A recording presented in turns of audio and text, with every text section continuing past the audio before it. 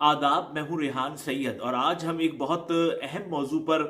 बात करेंगे और वो मौजू है कि पाकिस्तान में बढ़ती हुई इंतहा पसंदी। और इसी हवाले से मैं आपको एक बयान जो है वो आपको मैं बताता चलूँ कि ये इस्लामी नज़रियाती कौंसिल की तरफ से ये बयान जो है वो सामने आया है कि तौहीन मजहब के इल्ज़ाम में किसी शख्स को तशद्दुद का निशाना बनाने के अमल को गैर इंसानी और इस्लामी तालीमात के मनाफी जो है वो करार दिया है इस्लामी नज़रियाती कौंसिल ने। हम देख रहे हैं कि पाकिस्तान में जो मजहबी इंतहा पसंदी है उसमें इजाफा ही होता जा रहा है। हालांकि ऐसा नहीं होना चाहिए क्योंकि पाकिस्तान में शरअ तालीम अब पहले के मुकाबले में तो बढ़ रही है, लेकिन हम ये देख रहे हैं कि मजहबी जो इंतहा पसंदी है वो भी उसमें भी इजाफा हो रहा है। जो सानिया सियालकोट है उसका वाक़या आपके सामने है कि कितना ज़्यादा उसको जो है वो मीडिया पर वो वाक़या आया, कितनी उसकी जो है वो मजम्मत की गई, लेकिन उसके बाद हमने देखा गुज़िश्ता दिनों भी एक वाक़या जो है वो और सामने आ गया और वो साहब जो है वो मुसलमान थे और जहनी तौर पर उनको जो है वो काफ़ी परेशानियां थी और उनके भाई ने आके वो तमाम रिपोर्ट्स जो हैं वो दिखाई कि उनके दिमागी मर्ज का जो है वो इलाज हो रहा था, लेकिन लोगों ने उन साहब को जो है वो तौहीन मजहब के इल्ज़ाम में जो है वो कत्ल कर दिया, उनको मार दिया। ये इसके साथ साथ मैं आपको एक ये गैर सरकारी थिंक टैंक है, इसकी एक रिपोर्ट मैं बताऊं कि 1947 से लेकर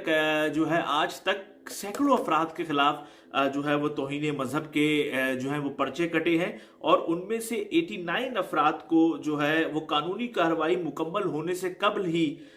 मुश्तइल अफराद ने जो है वो मार दिया। 89 अफराद को क़याम पाकिस्तान से आज तक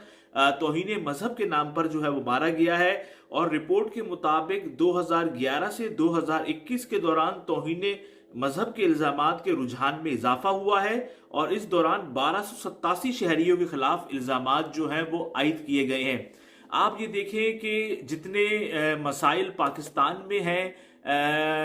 उतने मसाइल किसी दीगर और हम इस्लामी मुल्क में नहीं देखते हैं। लेकिन हम ये देख रहे हैं कि पाकिस्तान में इसको इन मामलात को रोका नहीं जा रहा है कि ये रुझान जो है उसमें इजाफा हो रहा है और हुकूमत जो है वो इस इजाफे को रोक नहीं पा रही है। और इसकी वजह बुनियादी तौर पर तो एक तो ये है कि हमारे यहाँ जो कवानीन है वो बहुत ज़्यादा नाकिस हैं। फिर जो केस की जो तफ्तीश होती है, जब उसकी जो अदालत में जो प्रोसीडिंग्स होती हैं उसके अंदर बहुत ज़्यादा जो है वो नकाइस होते हैं, जिसकी वजह से लोगों को सजाएं नहीं होती। अगर तौहीन मजहब के जो मामलात हैं इस पर अगर कोई बंदा गलत इस पर इल्ज़ाम लगाता है और उस पर जो है उसको सज़ा मिले तो यकीनी तौर पर जो तौहीन मजहब के मामलात हैं इसके अंदर जो है वो कमी आएगी। लेकिन हम देख रहे हैं कि पाकिस्तान में जो सज़ा का अमल है वो बहुत ज़्यादा कम है, जिसकी वजह से ये मामलात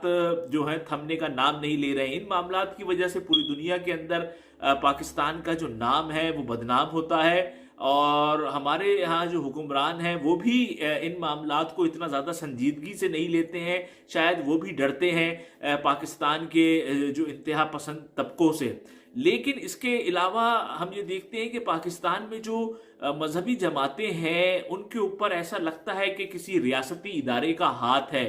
खुलेआम दूसरों को काफिर करार देना, पुरतशद्दुद वाक़यात होना और इन जो साहब जो तशद्दुद पर भड़का रहे हैं उनकी यूट्यूब पर वीडियोस तो मौजूद हैं, जो दूसरों को काफिर कह रहे हैं उनकी यूट्यूब पर वीडियोस तो मौजूद होती हैं, लेकिन कोई हुक्मरान जो इदारा है वो उनको जो है पकड़ता नहीं है और वो धड़ल्ले से अपने जो नज़रियात हैं उनका जो है वो प्रचार कर रहे हैं। पाकिस्तान में फ़िरका वाराना फसादात में हमने देखा कि हज़ारों अफराद को जो है वो मारा गया, लेकिन सजाए मौत कितनों को मिली, कितने अफराद पकड़े गए, कितनों को सजाए मौत मिली। अगर आप इसका ग्राफ देखेंगे तो आपको सिर्फ 2-3 ही ऐसे अफराद मिलेंगे जिनको जो है वो सजाए मौत हुई और उसके अलावा कोई ऐसे आपको वाक़यात का पता नहीं चलेगा कि किन लोगों ने इस वाक़े में जो अफराद थे उनको मारा। जबकि बाज़ धमाके तो ऐसे हैं जिसमें 50-50 से ज़ायद अफराद जो हैं उनको मार दिया गया। हम देखते हैं कि जिस तरीके से अभी बाजोड़ में एक आया है कि वहाँ पर جو گانے ہیں اس پر ایک خبر آئی ہے، ایک بین الاقوامی ادارے نے دی ہے کہ جو گانے بجانے پر پابندی ہے، اور بہت زیادہ جو ہمارے یہاں بعض ایسے علاقے ہیں جہاں پر بعض لوگ جو ہیں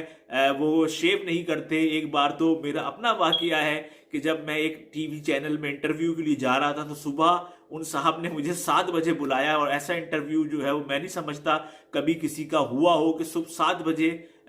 جو ہے وہ آپ کو انٹرویو کے لیے بلایا جائے۔ 8 بجے تو پھر بھی تھا، لیکن وہ ایک صاحب تھے، انہوں نے مجھے 7 بجے بلایا، تو میں صبح ہی صبح گھر سے نکلا تو اس چینل کے سامنے کی مارکیٹ میں جا کے میں نے کہا مجھے کلین شیو کر دیں، تو انہوں نے کہا نہیں، ہم نہیں کر سکتے ہیں، ہم خط بناتے ہیں صرف۔